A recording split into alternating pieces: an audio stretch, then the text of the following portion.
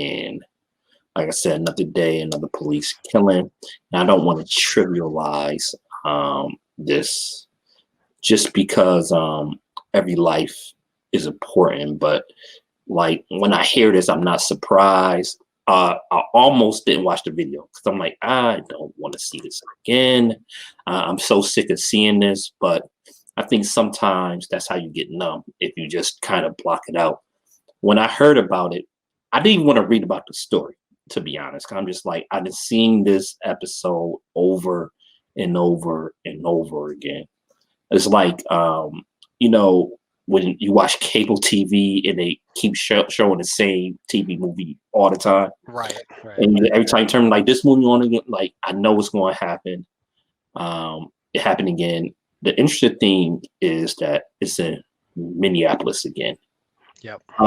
So Fa, I want to ask you two questions. First, when you heard about Daunte Walker killing and the supposedly reaching for the taser, but reach for the gun, what was your thoughts? And do you think the Justice for George Floyd Act that's in Congress, if it were to pass, would it make a difference? And do you think there's any chance of it passing? So I guess that's three questions. Go ahead. Yeah, in terms of Daunte Wright. I mean, when I heard about it, it was Sunday night when I heard about it, and I just had seen it, in a group chat I was in, and then I saw it on everything on Twitter. I saw his mom talking, and I was like, man, I don't even know how his mom is standing up right now. His brothers, and his son. I didn't even realize, he was a young man, had a very young son as well. It just broke my heart again. That was just the main thing right there. It's like, another one, same city or same metro area, I guess, Minneapolis, as you said. And there's been efforts to try to do stuff with the police in Minneapolis itself, but this is a suburb, so it's a different jurisdiction. If the George Floyd Justice and Policing Act was law, would this have still happened? It's a tough question, man. I think there, if it was law and it was implemented, I think you'd have a lesser chance of it happening because, there'd be more, ramifications for police misconduct and whatnot. But I don't know, man. I mean, these people that were involved, I mean, the lady that pulled the taser out, and supposedly she pulled a gun out instead of it being a taser. She was a veteran of 26 years in the force. You would think somebody like that would know better, right? Who's probably been in every situation you can think of. And she just decided to do that. And I just saw earlier today, both her and the police chief resigned. As everybody listening in probably will know, that's a very defensive mechanism so that they don't get fired and get reprimanded and lose certification and whatnot. That's what they do. They resign. So, yeah, I mean, there's a lot to do. There's a lot to unpack. I know here in Maryland, they just passed a series of police accountability bills. They're reforming the Police Bill of Rights. If you guys don't know what the Police Bill of Rights are, those are measures that have been passed in many states all around the country, giving the police certain powers and abilities. Maryland is kind of curtailing some of those. Larry Hogan, our governor, obviously vetoed the bill, the series of bills. But we are fortunate enough to have a legislature that could override those vetoes. But I think some of those efforts at the state level are going to be coming down the pike. Minnesota, even though it's a blue state, it has a mixed legislature. But I think some of those type of things are going to come down the pike. I think activists and organizations are going to be pushing for measures like those. But those are kind of my thoughts right now on Daunte Wright and what happened Sunday. Yeah, that was a great assessment. And just to piggyback off of some of the things you were saying, it's kind of like if we pass gun control, right? That's not going to end all mass shootings. Right. in a lot of these laws that pass, it depends on who doing the implementation. So the laws is only as good as the people willing to enforce it. Now, I give you a quick example of this. This is in before I give this example, don't get me wrong, I'm not equating this to police shootings, but remember the Defense of Marriage Act, right? It was a bill basically making it illegal for same-sex marriages, right? Now, states went ahead and legalized same-sex marriages, and this is not a debate about whether you support that or not. This is irrelevant to the point. But my point is, it depends who the president was at the time, whether it got enforced or not. So when Obama became president, this is before the Supreme Court declared same-sex marriage legal, he wasn't enforcing it. And Right. when George W. Bush was president, the law was enforced. So all these laws are just like that. It depends on who's in office. Do they really care about the legislation? Would they actually do their job and enforce the law? So one of the things in the Justice for George Floyd Act is it gives state attorney generals a lot of power. Now in Minnesota, that'd be a good thing in Minnesota because we got Keith Ellison, very Right. very progressive black man. He was a former Congress member, the first Muslim American ever elected to Congress.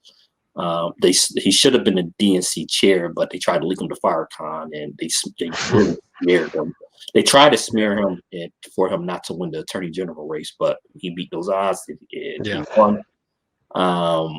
So in Minnesota, that could be a good thing. But then you got the F-boy attorney general in Texas, in Oklahoma, not so much, Not so much, yeah. I think it would be a state by state thing in that, because the bill really do give state attorney generals a lot of flexibility. But one of the great things it actually does is it reforms qualified immunity. Immunity, Probably yeah. biggest provision in Justice for George Floyd Act right there. So that's the big thing. But because I don't really just like going to CNN or whatever source, New York Times, whatever you name. I actually like to go to congress.gov and actually see how it written up there. And my problem with what it says is going to reform qualified immunity. Maybe I missed it, or maybe because you know how they write these laws, real convoluted. I Right, didn't exactly. see exactly how they was going to reform it, because I was reading through it and I kept reading the section. I was like, okay, it says reform. Like exactly how you're going to reform it. It Right. explained what qualified immunity was. I'm like, yeah, I know what qualified immunity is. And for those of you who don't know what qualified immunity is, it gives law enforcement special protection. It's basically, to make it simple, if a law enforcement officer believed what they was doing was right, it basically give them cover, or they feel like they was in danger, it give them cover. Which is really problematic, because how you gonna tell somebody that, unless it's on video camera live, it is clear, you can't. It's hard to say that, okay, I didn't fear, because that's subjective. It's very subjective, especially when most of these juries have a bias towards law enforcement anyway. That's why it's so problematic, and we need to throw that law in the bushes. Exactly. But exactly how we do it, I don't know.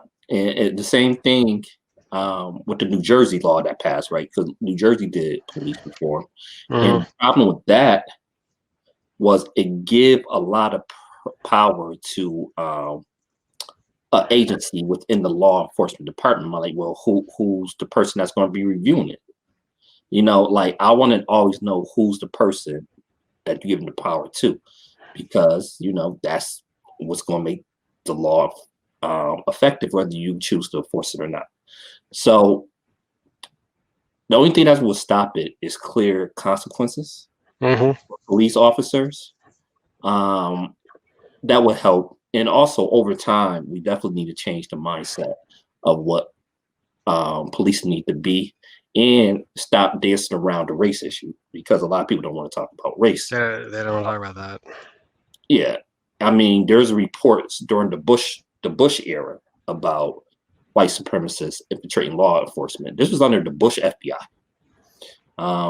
Also, there was reports when Obama took over about radicalized ex-military members coming out of the military, becoming radicalized into white supremacist groups. And, at the time, conservatives didn't want to talk about that. Yeah.